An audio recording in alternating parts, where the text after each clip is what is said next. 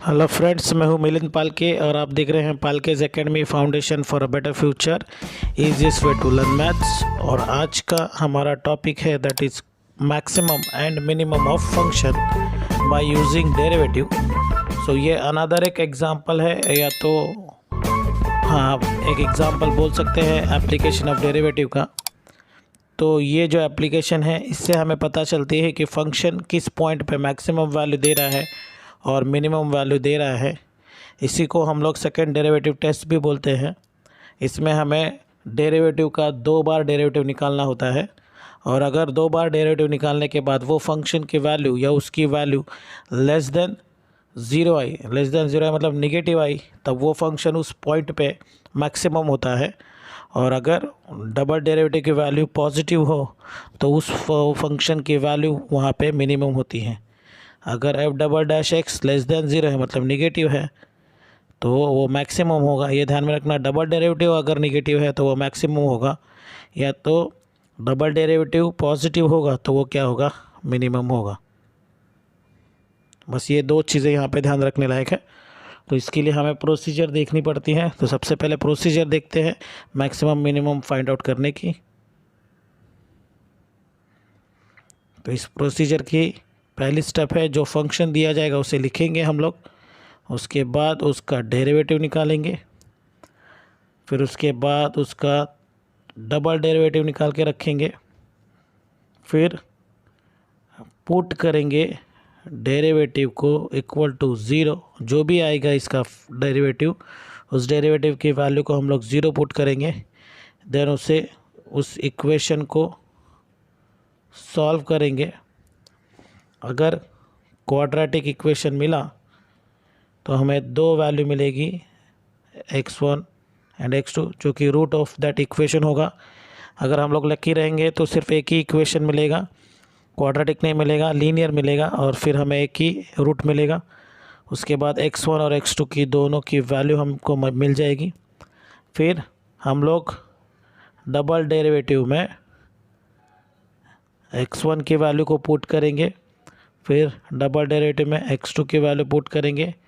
फिर उसके बाद हम लोग क्या करेंगे, कंपेयर करेंगे कि ये पॉजिटिव है या निगेटिव है। सपोज़ x1 पॉजिटिव आया, x2 निगेटिव आया, तो इस पॉइंट पे हम लोग फंक्शन को कैलकुलेट करेंगे।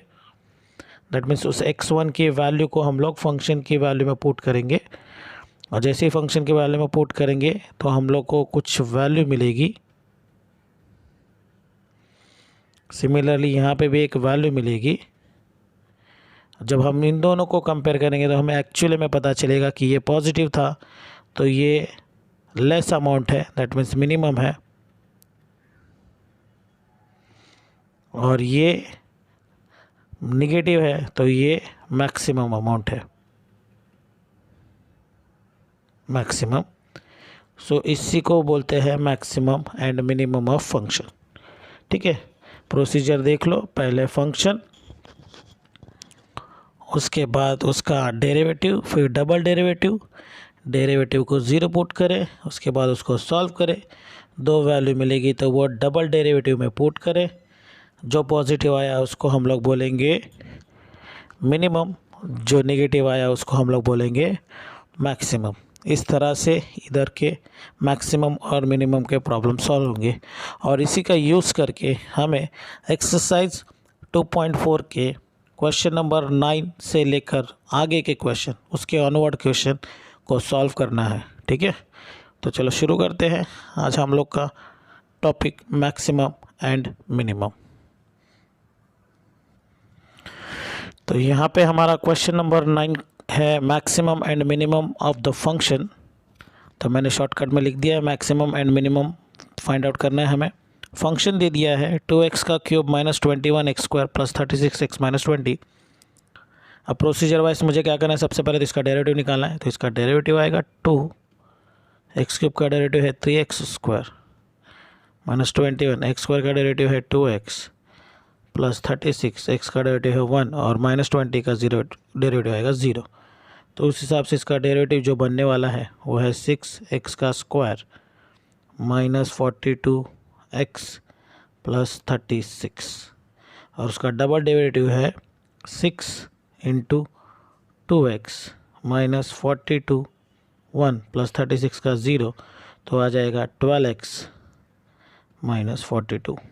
ठीक है, तो चलो डेरिवेटिव निकल गए हैं सारे। अब हमारी प्रोसीजर का नेक्स्ट स्टेप क्या है, एफ डैश एक्स को 0 पुट करना है, यह हमेशा करना है अपने को। तो एफ डैश एक्स को 0 पुट करेंगे तो क्या हो जाएगा, 6x का square minus 42x plus 36 equal to क्या आ जाएगा 0। ये सारे इक्वेशन 6 के टेबल में ही है, 6 है, 42 है, 36 है, ये सारे कोएफिशिएंट 6 के टेबल में। तो इसको 6 से डिवाइड करेंगे तो ये आएगा x square minus 7x plus 6 equal to 0। तब ये मुझे एक क्वाड्रेटिक इक्वेशन मिल गया है, और इस क्वाड्रेटिक इक्वेशन में मुझे एडिशन चाहिए -7 और मल्टीप्लिकेशन चाहिए 6। तो ये 6 वनजा ही पॉसिबल है, तो ये हो जाएगा x माइनस 6 और हो जाएगा x माइनस 1 इक्वल टू 0। ये माइनस है, x minus 6 and x minus 1 equal to 0। Now अब x माइनस 6 इक्वल टू 0 होगा और x माइनस 1 इक्वल टू 0 होगा, तो x की वैल्यू इधर 6 आएगी और x की वैल्यू हो जाएगी 1। तो हमारे पास x की दो वैल्यू है 1 एंड 6। ठीक है, अब इस 1 एंड 6 पे किस पे हमारा फंक्शन मैक्सिमम है या मिनिमम है, कैसे फाइंड आउट करेंगे, तो वो देखेंगे अभी हम। तो x की वैल्यू 1 है, तो चलो x की वैल्यू मैंने कंसीडर कर ली 1। अब ये मैं क्या करूँगा, पुट करूँगा डबल डेरिवेटिव में। तो f double dash 1 is equal to, जहाँ पे भी x है, जहाँ पे भी x है वहाँ पे आप क्या लिखोगे अभी 1, तो 12 इंटू 1 माइनस 42 हो गया। ये हो जाएगा मेरा -30, जो कि लेस देन 0 है, लेस देन 0 है। दैट मीन्स यहाँ पे फंक्शन क्या होना चाहिए, function is maximum at x equal to 1। तो चलो अगर x इक्वल टू 1 है तो अभी x की वैल्यू फंक्शन में पुट करनी, तो f ऑफ 1 क्या आएगा मेरा, x की जगह पे क्या रखूँगा मैं 1, तो यहाँ पे आ जाएगा 2, 1 का क्यूब माइनस 21 1 का स्क्वायर प्लस 36 1 माइनस 20। तो ये हो जाएगा मेरा f of 1 2 minus 21 plus 36 minus 20, total मिला के हो गया -20 माइनस 41 प्लस ये 38, ये आ जाएगा मेरा -3। ठीक है, अब जो मेरी x की वैल्यू है वो है 6, तो f डबल डैश में मुझे डबल डेरिवेटिव में मुझे 6 पुट करना है, तो पाएगा 12 इंटू 6 माइनस 42, ये आ जाएगा 72 minus 42 which is equal to आएगा मेरा 30। ये है पॉजिटिव, फंक्शन की वैल्यू हो जाएगी मिनिमम। तो मैं बोलूँगा function is minimum at x equal to 6। तो उसकी वैल्यू जो है वो देखने के लिए मुझे इसकी 6 की वैल्यू फंक्शन में पुट करनी होगी। x की जगह पे 6 पुट कर दिया, तो यहाँ पे भी x की जगह पे 6 आएगा, यहाँ पे भी 6 आएगा, यहाँ पे भी 6 आएगा। तो इस हिसाब से आएगा ये 2 6 का क्यूब माइनस 21 6 का स्क्वायर प्लस 36 ये 6 माइनस 20। ठीक है, अब 6 का क्यूब कितना होता है, तो 6 इंटू 6 इंटू 6, तो 36 इंटू 6 होगा, और वो होता है 216। तो यहाँ पे आ जाएगा 2 इंटू 216 माइनस ये 21 इंटू 36, और ये 36 इंटू 6 मतलब 216। ठीक है, और ये -20। अब ये दो 216 है और ये एक 216 है, तो इस हिसाब से ये आ जाएगा मेरा, यहाँ पे कर लेते हैं 216 216 216, ये 6 6 18 हो गया, ये 1 कैरी 1 1 1 4 हो गया।